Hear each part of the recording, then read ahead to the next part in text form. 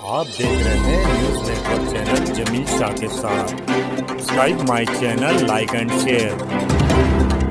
धुलिया विधानसभा समाजवादी पार्टी के उम्मीदवार इरशाद भाई जागीरदार की शानदार प्रदर्शन रैली व मच्छी बाजार मौलवीगंज में उत्तर प्रदेश रामपुर के सांसद जामा मस्जिद के इमाम मौलान नदवी की धुलिया की अवाम से अपील है कि धुलिया विधानसभा के उम्मीदवार इरशाद भाई जहागीरदार के लिए वोट की अपील की। इस सभा में सैकड़ों लोग मौजूद थे। इस सभा में ये ऐलान किया गया कि कल उत्तर प्रदेश की सांसद इकरा हसन का धुलिया रोड शो होगा और 4 बजे आजाद नगर में सभा होगी।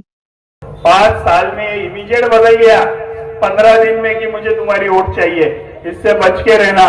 और इसने ये भी बोला है महाराष्ट्र की असेंबली में कि मुसलमानों वंदे मातरम बोलना पड़ेगा, नहीं तो तुम्हारे देश जाना पड़ेगा। अरे येड़े बावले, हम वो मुसलमान हैं जो मौलाना आजाद की एक तकरीर पे हिंदुस्तान में रुक गए। मौलाना आजाद ने जामा मस्जिद के सीढ़ियों पे से कहा था, ए मुसलमानों, ये देश छोड़ के मत जाओ, तुम्हारे बाप दादा की हड्डियां यहाँ गड़ी है।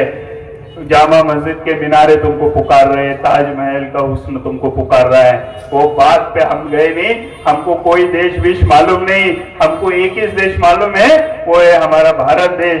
और तेरे जैसे को घर पे आराम करने के लिए ही 20 तारीख को हम लोग भेजेंगे, ये मैं आप लोगों के माध्यम से उसको बताना चाह रहा हूं।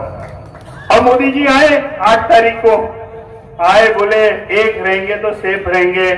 पर मोदी जी, आपकी परिभाषा एक रहेंगी सेफ रहेंगी की गलत थी। हमारी वो परिभाषा है हिंदू मुसलमान सिख ईसाई दलित आदिवासी सब एक रहेंगे तो भारत देश सेफ रहेगा। ना मुसलमान खतरे में, ना हिंदू खतरे में। खतरे में है प्यारे तो हमारा भारत देश खतरे में है। अगर ऐसे ही लड़ाई झगड़े लगाते रहेंगे तो देश के टुकड़े टुकड़े हो जाएंगे। तुम भी क्या, हम भी क्या, मोदी जी मच्छी बाजार में कटोरा लेके खड़े भी देंगे। कि हमें देश बचाने की लड़ाई है, देश जरूरी है, पार्टी छोटी है। और बहुत लोगों कुछ भी बोलते हैं, क्या भी बोलते हैं, पर मैं आप लोगों को चंद मिनटों में बताना चाहता हूं। मैं चुनाव इसलिए लड़ रहा हूं कि मुझे 3 इशू पे दुनिया के लिए काम करना है। वो ECD, यानी रोजगार। मैं 5000 नौजवानों के लिए रोजगार देना चाहता हूं, जो रोजगार से हमारे धुलिया का कोई भी पढ़ा लिखा नौजवान बेरोजगार नहीं। आमदार चुनने के लिए आप वोट कर रहे हैं। जब ये वोट आप कर रहे हैं तो मैं आप लोगों से अपील कर रहा हूं कि सभी धर्मों के लोगों से, बिरादरे वतन हो या अपने लोग हो, मैंने हर एक से अपील किया कि मेरी आपसे एक ही गुजारिश है कि मेरे अजीजों, मेरे नौजवान दोस्तों, मेरी प्यारी माँ और बहनों, मेरे बुजुर्गों, अब हिंदुस्तान की सियासत बदल रही है। नफरत और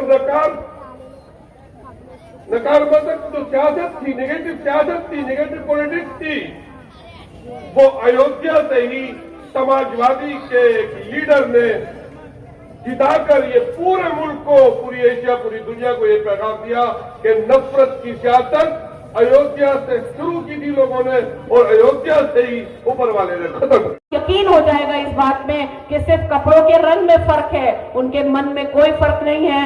वो किसी और नाम से लोगों को बहकाते हैं, ये किसी और नाम से लोगों को बहकाते हैं।